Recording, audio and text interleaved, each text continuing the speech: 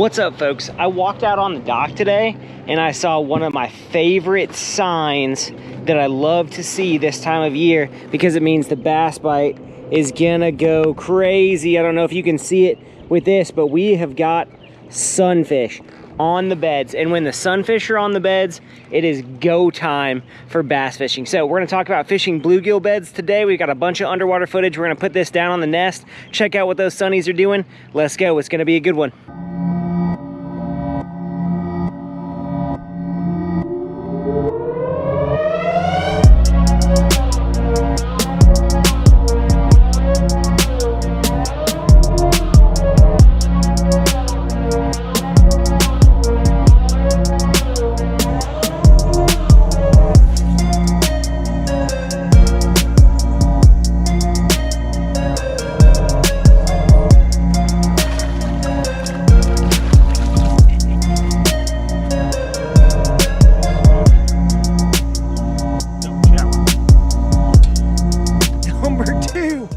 Fishing for sunfish is fun and amazing, and you can fill up the pans and eat good, but you can also catch a ton of bass while you're doing this. So when I am targeting bass around sunfish beds, I like to throw jigs, I like to throw poppers, I like to throw anything that gives the profile look, that craw, that hover rig of a bluegill, right? All the baits today are featured on vantagetackle.com. Check them out, go there, support us, support them.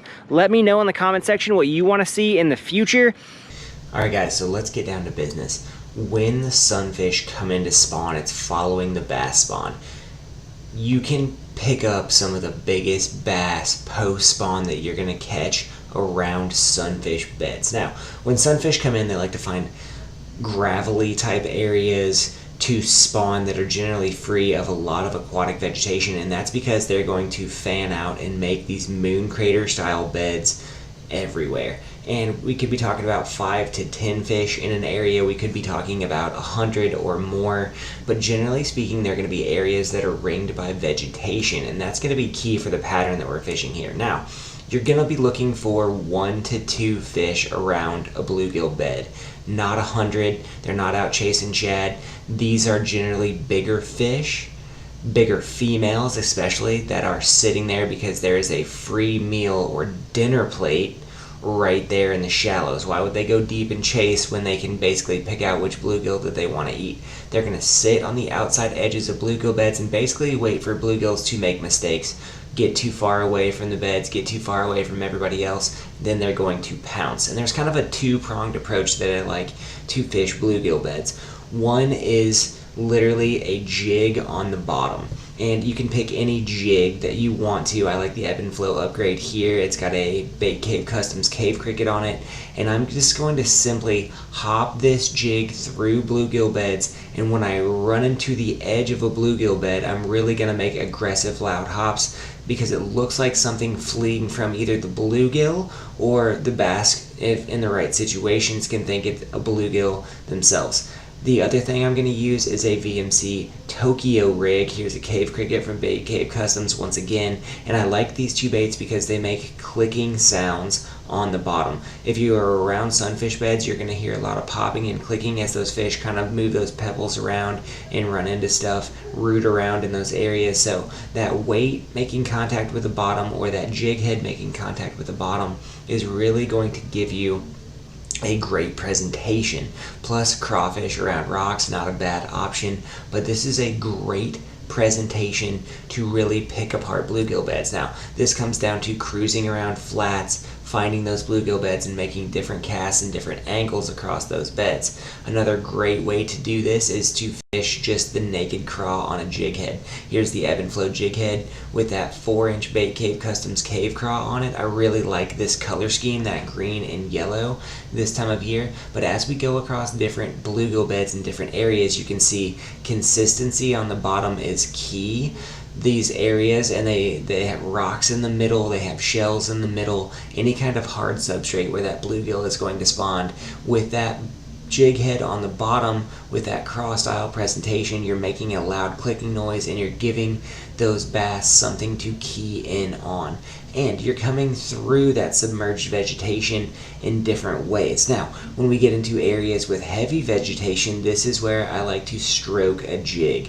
So as you can see here, we're popping that jig up and we're letting it fall into the potholes. We're swimming it above all of these different areas, and then we're letting it fall into those areas, because what happens is, as bass see these baits popping up out of those areas where bluegill are, they're just programmed to nail those baits as they come out. This is one of my favorite times to pitch a puffball jig, because it gives a nice slow fall to that jig and really makes bass think about, you know, this is a big meal. I really want to eat something. So when this puffball jig here with that cave craw on it pops out of those holes and darts around but slow falls back down into them, it really looks like a sunfish or a crawfish is popping out of that hole, and those bass are gonna absolutely nail it.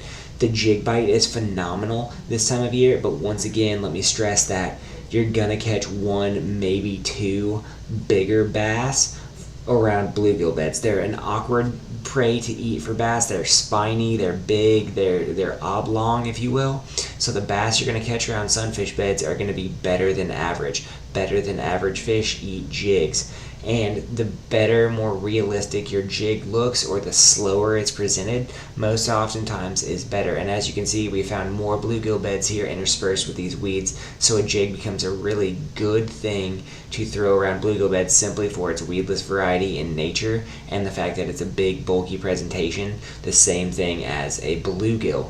So another way to change it up, and this is kind of the second part of my presentation, is quick moving baits, or baits that are hovering, falling, giving you a different look. So here is that Bait Cave Customs Craw on a ebb and flow upgrade hover style hook, and what I'm doing is I'm twitching this and ripping it out of vegetation.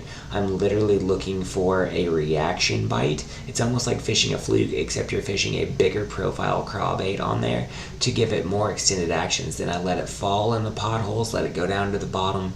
Really what I'm doing is I'm milking the area for all of its worth. I'm making 7 to 8 casts per bluegill bed, per spawning area, to really see what is there. One of my favorite all-time baits doing this also is the Megabass Dark Sleeper Gill, and this is a a half-ounce, 3/4-ounce bait that is really heavy, but twitching it through vegetation and letting it fall in potholes is a great way to fish around bluegill beds. And you really get a factor of realism here with this bait. It's one of those things that I love to do. It's one of these patterns that I don't see a lot of guys fishing. A lot of guys go to the shad deep, they go out to the top water, but they neglect to really focus in on that bluegill bite, and you can generate a nice tournament pattern just simply off of fishing bluegill beds. And the more beds that you can find and mark, that gives you more option. You could spend an entire 8 hours out on the water hitting different bluegill beds with 4 or 5 different baits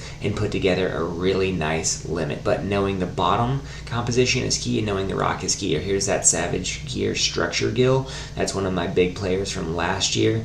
This bait is torn up and chunked up from catching so many bass, but once again, it's a great bluegill imitator. It allows you to really mimic the forage that the bass are keyed in on, and once those bass are eating those gills, they really enjoy eating that bluegill profile, that bluegill bulk, if you will, so you can catch a better than average fish doing this pattern. Pick up some of those bluegill style swim baits, those Megabass Dark Sleeper and Dark Sleeper Gill. Those are killer. The Savage Gear Structure Gill, it's a killer. The Ebb and Flow Jig, the Bait Cave Custom Lures, pick those up, give them a throw. You're not going to be disappointed. We'll see you guys next time.